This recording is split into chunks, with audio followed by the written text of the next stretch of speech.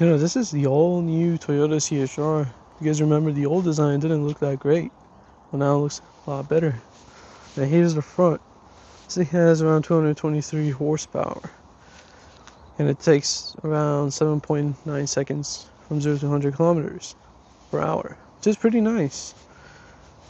And this thing is a plug-in hybrid version, not a normal hybrid as you would usually see in a Toyota, which is pretty neat. And then you have, of course, the side here. Side profile looks pretty nice.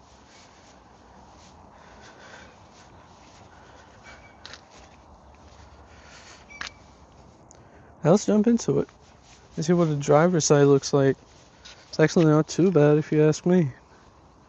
So the door handles are the futuristic door handles as you will see in the future from now on in every Toyota car. And then once we jump right into the driver's seat here, it's not too bad. It looks pretty solid. And then you have the multimedia system here. Let me just shut the door. And so this is what the interior of the new CHR plug-in hybrid looks like.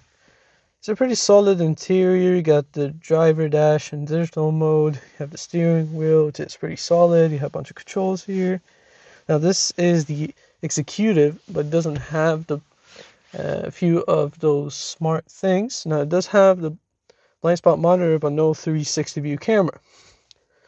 Now the cool thing about this car is that it's plug-in hybrid, of course, but it also looks better. Now we take a look at the center console here. It's actually not bad. It looks like an average Toyota and Lexus. One thing you gotta love about Toyota, having it very easy for the climate control here. You can just instantly control it. You got the, let's see if we get the camera there. Got it over there, and then the AC, you just press this. And then to decrease and increase the fan speed. Now that's a little bit of challenge here. I'm trying to figure out, there you go, that's what you press. You just decrease it. You know, you got the heating there, you got a couple of buttons there. There will be more when you have those features. And this thing is in auto once again, so let me go ahead and drag it down. I don't know why it went to auto, but that's what it looks like. And then you have, of course, the multimedia, which is a normal Toyota multimedia that you will see from now on. And it is pretty simple. You have everything. You got your vehicle settings and trip info and all those stuff. And then coming up to the passenger side, you have a pretty solid passenger seat over here. We have some space here, as you can see, and then you have the glove box over here. So we open that up, and as you can see, it's a solid space. It is dampened, which is nice. And then you have the vents. The vents are pretty old design. Let me get it from this side so it looks better. You have these vents here. It's kind of difficult to see it because of sunlight. I don't know if I can get the camera to see it, but there you see they're like jet vents. And then the steering wheel. Now this model specifically has the automated seats. Just doesn't have the steering wheel, and which is nice. And then when it comes to center over here, you have this part. I'm not sure if you can open it up, but there you go. Button is pretty under. And then you have the space over there, as you can see. Some space over there. Now we jump in to the rear seats.